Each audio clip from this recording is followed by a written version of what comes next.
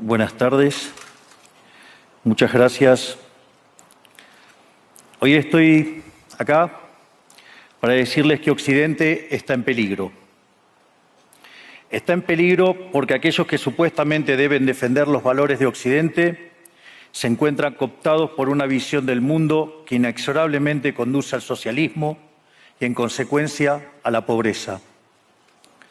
Lamentablemente, en las últimas décadas, motivados por algunos deseos bien pensantes de querer ayudar al prójimo y otros por el deseo de pertenecer a una casta privilegiada, los principales líderes del mundo occidental han abandonado el modelo de la libertad por distintas versiones de lo que llamamos colectivismo.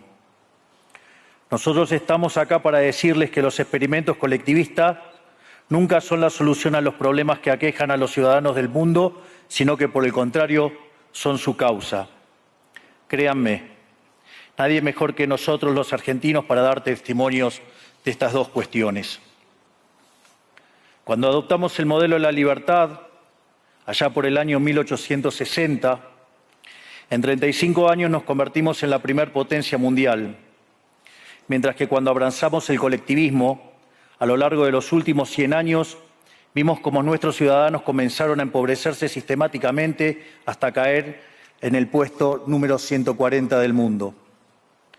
Pero antes de poder dar esta discusión, sería importante que primero viéramos los datos que sustentan por qué el capitalismo de libre empresa no solo es un sistema posible para terminar con la pobreza del mundo, sino que es el único sistema moralmente deseable para lograrlo.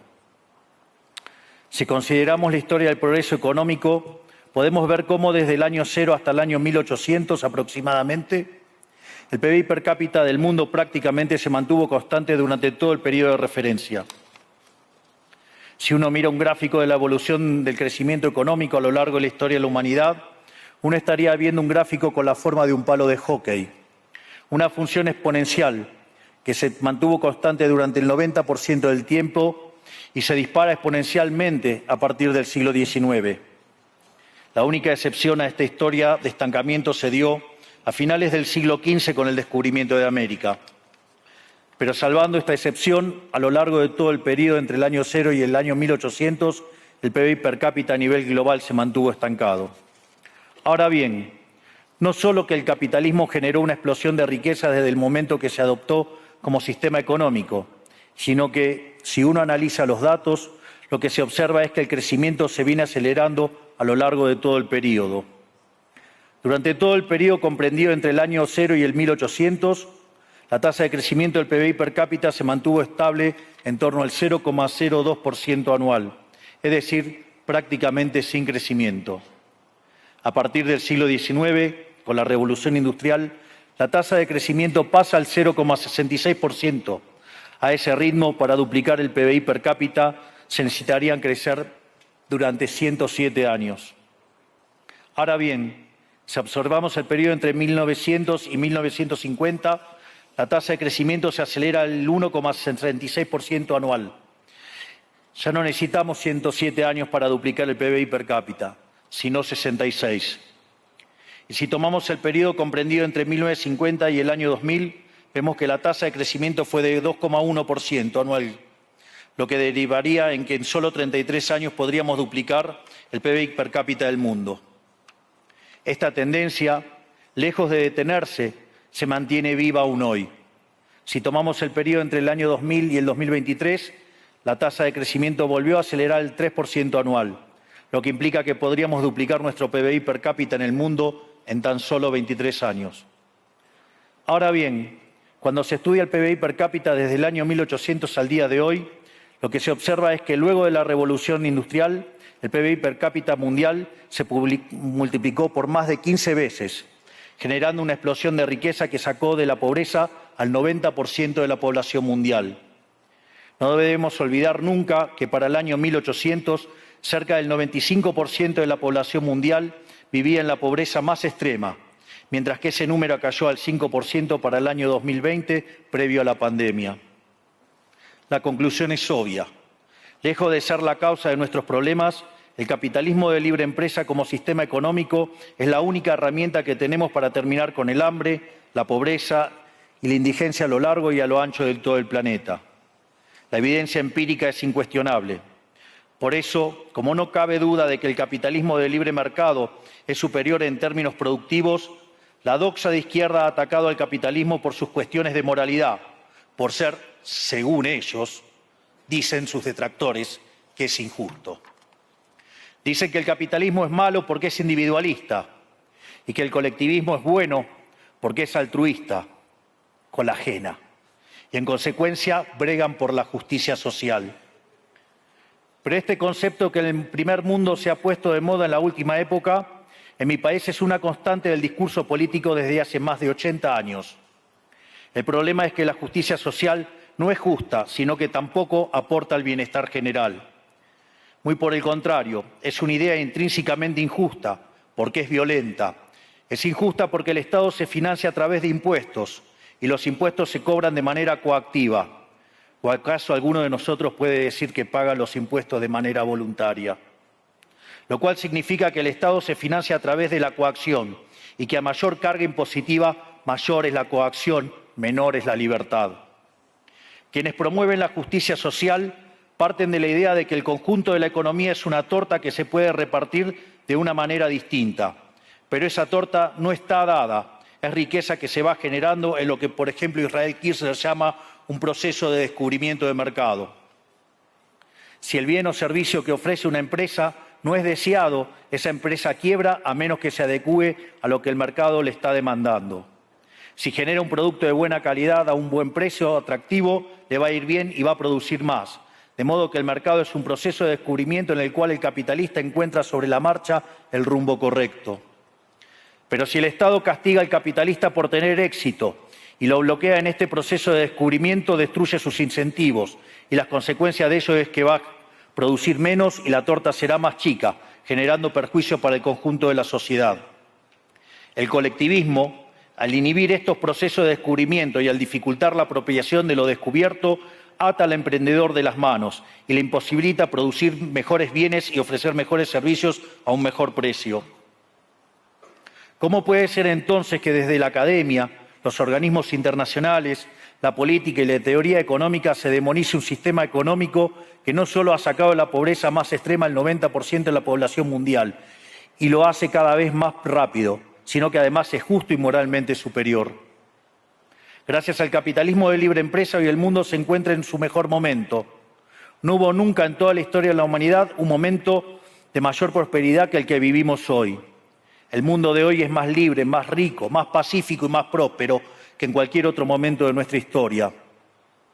Esto es cierto para todos, pero en particular para aquellos países que son libres, donde respetan la libertad económica y los derechos de propiedad de los individuos. Porque aquellos países que son libres son 12 veces más ricos que los reprimidos. El decil más bajo de la distribución de los países libres vive mejor que el 90% de la población de los países reprimidos. Tiene 25 veces menos cantidad de pobres en el formato estándar y 50 veces menos en el formato extremo. Y por si eso fuera poco, los ciudadanos de los países libres viven un 25% más que los ciudadanos de los países reprimidos. Ahora bien, para entender qué venimos a defender es importante definir de a qué hablamos nosotros cuando hablamos de libertarismo.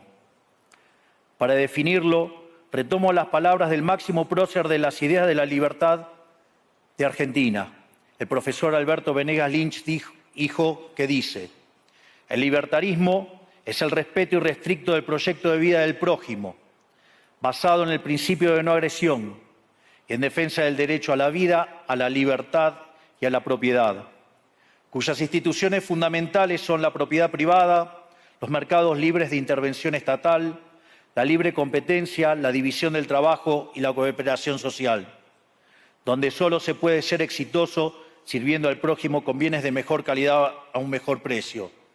Dicho de otro modo, el capitalista, el empresario exitoso, es un benefactor social que, lejos de apropiarse de la riqueza ajena, contribuye al bienestar general.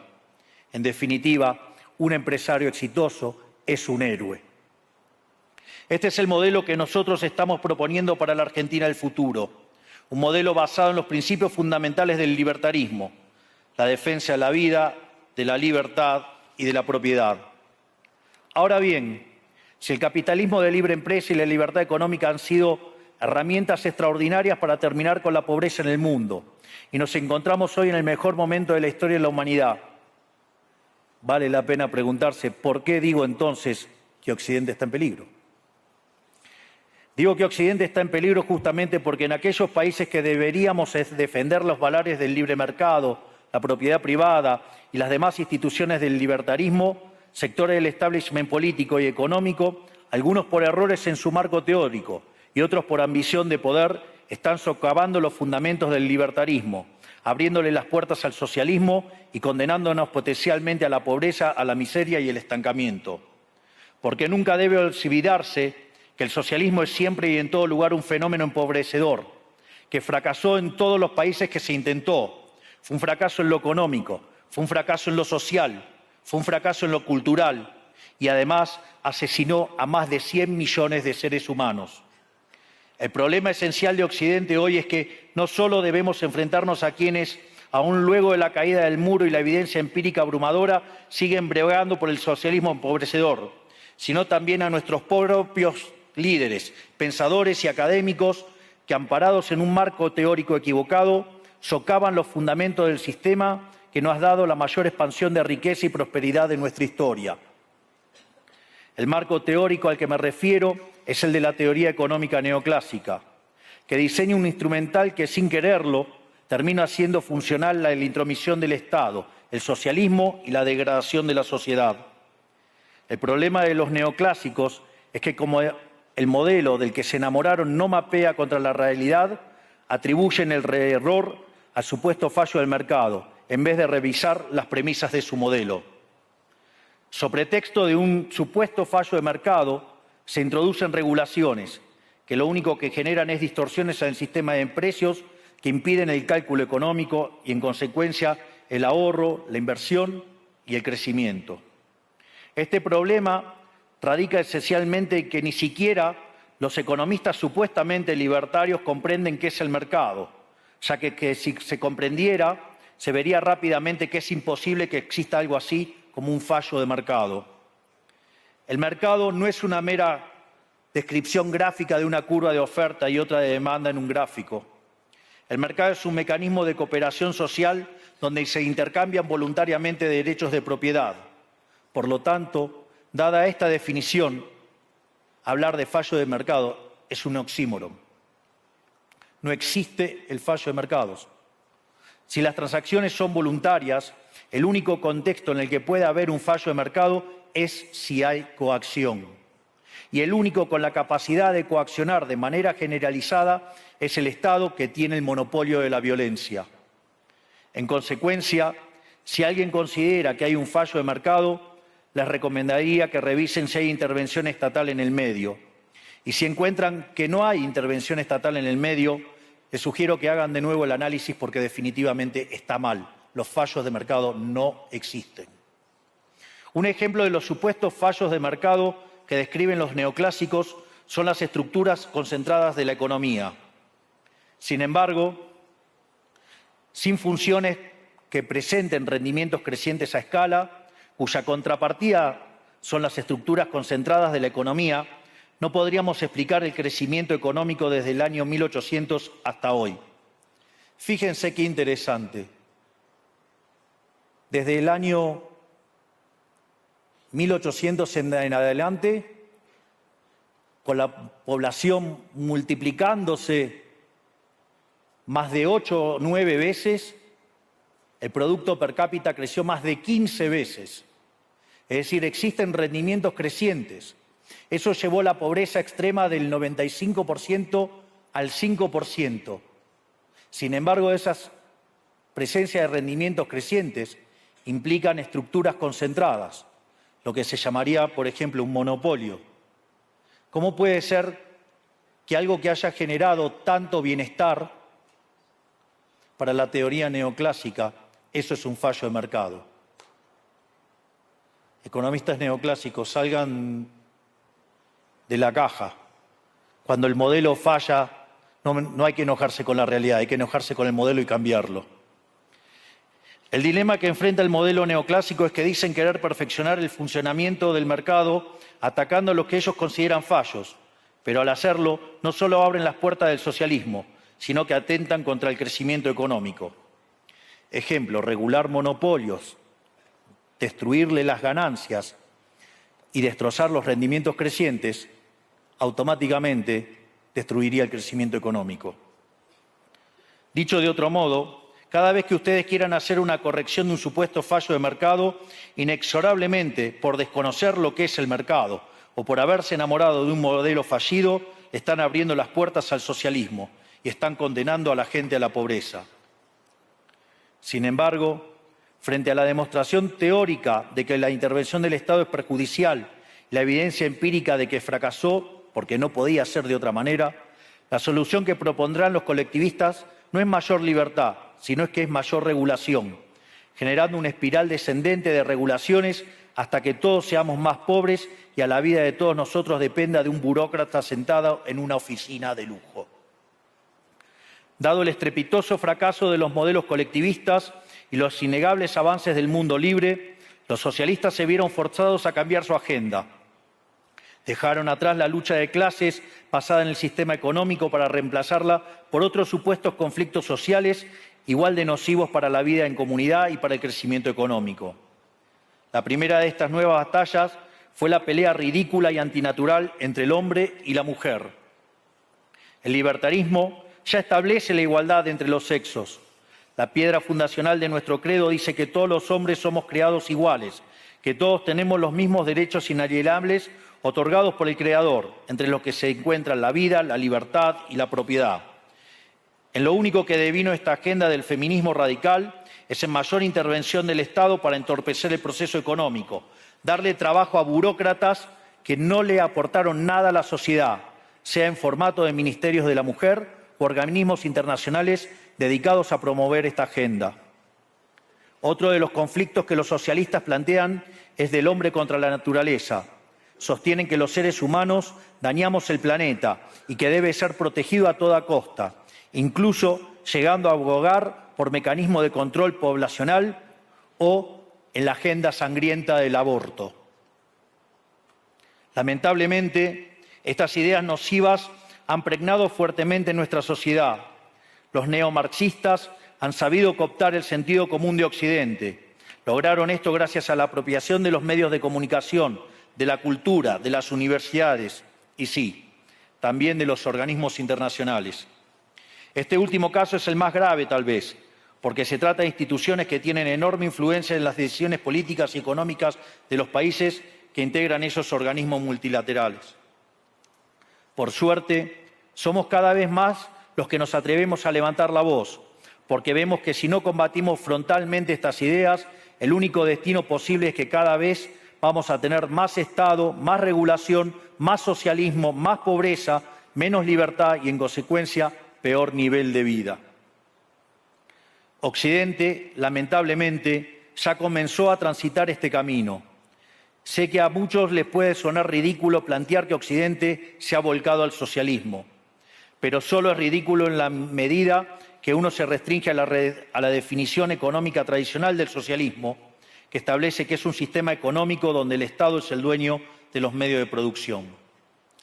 Esta definición debería ser, desde mi punto de vista, actualizada a las circunstancias presentes. Hoy los Estados no necesitan controlar directamente los medios de producción para controlar cada aspecto de la vida de los individuos. Con herramientas como la emisión monetaria, el endeudamiento, los subsidios, el control de la tasa de interés, los controles de precios y las regulaciones para corregir los supuestos fallos de mercado, pueden controlar los destinos de millones de seres humanos. Así es como llegamos al punto en el que, con distintos nombres o formas, buenas partes de las ofertas políticas generalmente aceptadas en la mayoría de los países de Occidente son variantes colectivistas. Ya sea que se declamen abiertamente comunistas, fascistas, nazis, socialistas, socialdemócratas, nacionalsocialistas, demócratas cristianos, keynesianos, neokeynesianos, progresistas, populistas, nacionalistas o globalistas. En el fondo, no hay diferencias sustantivas. Todos sostienen que el Estado debe dirigir todos los aspectos de la vida de los individuos. Todas definen un modelo contrario al que llevó a la humanidad al progreso más espectacular de su historia. Nosotros venimos hoy aquí a invitar a los demás países de Occidente a que retomemos el camino de la prosperidad. La libertad económica, el gobierno limitado y el respeto irrestricto de la propiedad privada son elementos esenciales para el crecimiento económico. Este fenómeno de empobrecimiento que produce el colectivismo no es una fantasía, ni tampoco fatalismo. Es una realidad que los argentinos conocemos muy bien desde hace por lo menos 100 años. Porque ya lo vivimos, ya pasamos por esto, porque como dije antes, desde que decidimos abandonar el modelo de la libertad que nos había hecho ricos, estamos atrapados en una espiral descendente en donde cada día somos más pobres. Esto es, ya lo vivimos nosotros y estamos acá para alertarlos acerca de lo que puede pasar si los países de Occidente, que se hicieron ricos con el modelo de la libertad, continúan por este camino de servidumbre. El caso argentino es la demostración empírica de que no importa cuán rico seas, cuántos recursos naturales tengas, no importa cuán capacitada esté la población, ni cuán educada sea, ni cuántos lingotes de oro haya en las arcas del Banco Central. Si se adoptan medidas que entorpecen el libre funcionamiento de los mercados, la libre competencia, los sistemas de precios libres, si se entorpece el comercio, si se atenta contra la propiedad privada, el único destino posible es la pobreza. Por lo tanto, para finalizar, quiero darles un mensaje a todos los empresarios aquí presentes y a los que no están, pero nos están siguiendo desde todas partes del planeta. No se dejen amedrentar ni por la casta política ni por los parásitos que viven del Estado. No se entreguen a una clase política que lo único que quiere es perpetuarse en el poder y mantener sus privilegios. Ustedes son benefactores sociales, ustedes son héroes, ustedes son los creadores del periodo de prosperidad más extraordinario que jamás hayamos vivido. Que nadie les diga que su ambición es inmoral. Si ustedes ganan dinero es porque ofrecen un mejor producto a un mejor precio, contribuyendo de esa manera al bienestar general. No cedan al avance del Estado. El Estado no es la solución, el Estado es el problema mismo. Ustedes son los verdaderos protagonistas de esta historia y sepan que a partir de hoy cuentan con Argentina como un aliado incondicional. Muchísimas gracias y ¡viva la libertad, carajo!